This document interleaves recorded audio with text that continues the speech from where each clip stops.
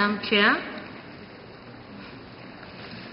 I, Irene Nadunga, representative from Uganda Coalition for Crisis Prevention, hereby make a statement on behalf of Karamojong pastoral women on their socio-economic way of life.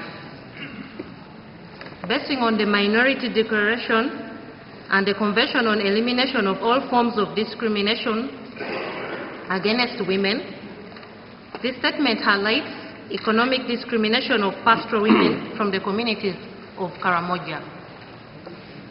The Karamojong communities live off from pastoralism as their main source of livelihood. However, pastoralism's economic and social values have for long been understood and underscored by the policymakers and still consider it as primitive and economically incoherent with the modern trends of development.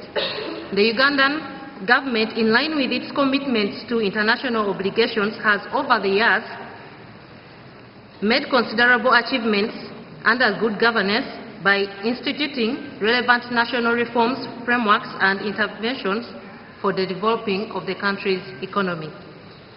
Some of these have included Plan for Modernization of Agriculture, National Development Plan, Poverty Eradication Action Plan, and those specific to Karamoja region and Northern Uganda Social Action, Karamoja Integrated Disarmament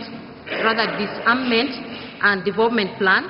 However, the pastoralist concerns have not been adequately addressed because they've not been included in the consultation process comprehensively.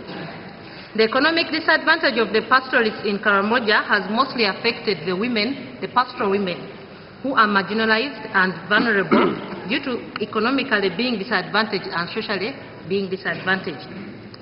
And this has been made into a greater effect due to their cultural domains of power, limiting them from inheriting resources like land and assets, despite the national legislation enforcing equitable inheritance of property.